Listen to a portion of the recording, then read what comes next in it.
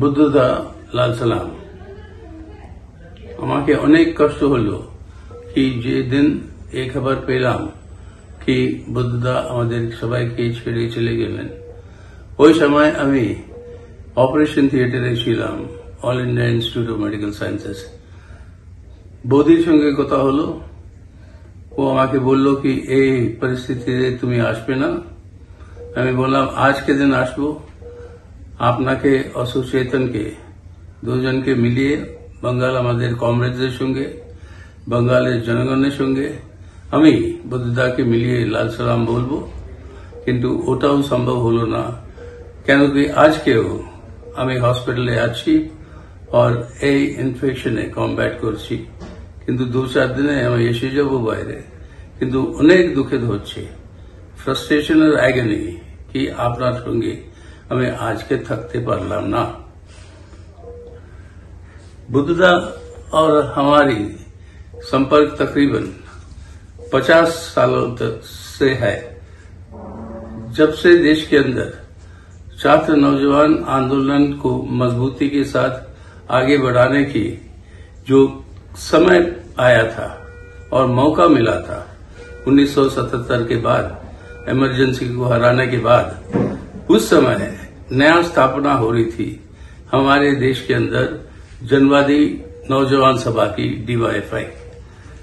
उसकी स्थापना के लिए 2 को कन्वीनर बने गए, एक बुद्धदेव भट्टाचार्य जो सेक्रेटरी थे बंगाल के DYFI के, और एक EP जयराजन जो सेक्रेटरी थे केरला के। ये दोनों के चलते हुए वो DYFI की स्थापना अल्टीमेटली 1980 में हुई।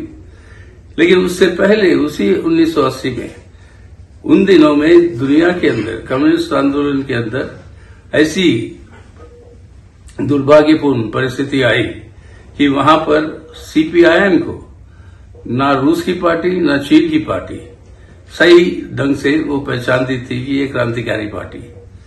1977 के चुनाव के नतीजों के बाद रूस की पार्टी में एक दोबारा सोच पैदा हुआ और उसको आगे ले जाने के लिए कि CPM के साथ संबंध कैसे हो और क्या है CPIM, इसको समझने के लिए जन संगठनों की डेलीगेशंस को पहले बुलाया। पहले डेलीगेशंस जो बुलाए गए उनमें से छात्र नौजवान थे और उस डेलीगेशन में जाहिर है comrade Buddhadeb Bhattacharya, EP Jayarajan, comrade Nepal Deb Bhattacharya जो हमारे SFI के महासचिव थे, और मैं खुद, ये 4 मेंबर की डेलीगेशन पार्टी ने तय करके भेजा।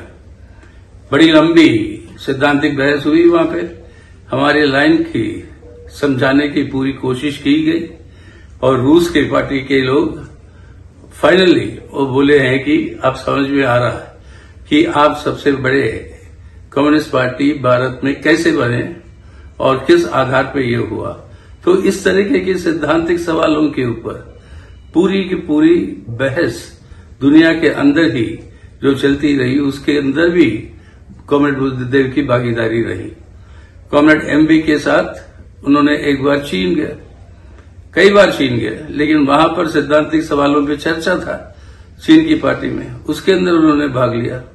और देश के अंदर एक तरफ से नक्सलवादी भटकाव, दूसरी तरफ से दक्षिणपंथी भटकाव और तीसरी तरफ से कांग्रेस के हमले और वो न्यू फैसिस्ट टेरर जो वहां पे जो सेमी फैसिस्ट टेरर जो लागू किया बंगाल में, उसके खिलाफ बड़ी जोर से वो संघर्ष में शामिल रहे।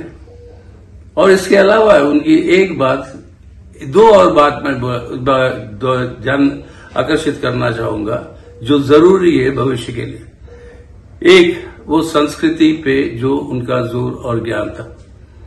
लोग अक्सर समझते हैं कि संस्कृति अलग है, क्रांति अलग है, वर्ग संघर्ष है, संस्कृति अपने आप में अलग है। अपनी खुद की अनुभव सोचो, देश के अंदर अगर वामपंथी आंदोलन या प्रोग्रेसिव मूवमेंट बड़ी है तो उसके अंदर कितनी बड़ी इप्टा का रोल रहा, कितना बड़ा रोल रहा कि आपके पूरी की पूरी बॉलीवुड के बड़े बड़े नेता बलराज साहनी के नेतृत्व में इप्टा का जो पूरा ये कार्यक्रम चला और कितने बड़े बड़े शख्स जो जुड़े थे कम्युनिस्ट पार्टी के साथ, उनका जो आज कंट्रीब्यूशन जो रहा उसको समझते हुए उन्होंने कहा कि बिना सांस्कृतिक विकास का, जो ग्रामशी ने बताया कि आपको अगर काउंटर हेजेमनी तैयार करना है, without culture it is not possible.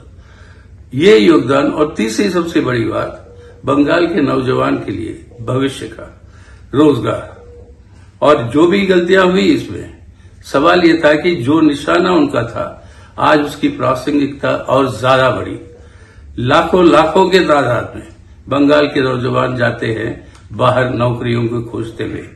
वो संभव नहीं होता, जरूरी नहीं पड़ता अगर बुद्धदेव के रास्ते को अपनाएं और एक इंडस्ट्रियलाइजेशन हो बंगाल के अंदर। अगर ये होता तो बंगाल का भविष्य ही, और आज वर्तमान और उसका भविष्य ही कुछ और होता और बहुत बेहतर होता। ये आज बताता है जो रास्ता उन्होंने चुना वो रहेगा, that will be a lodestar for the communist movement in the future. So once again लाल सलाम, कॉमरेड बुद्धदेव भट्टाचार्य।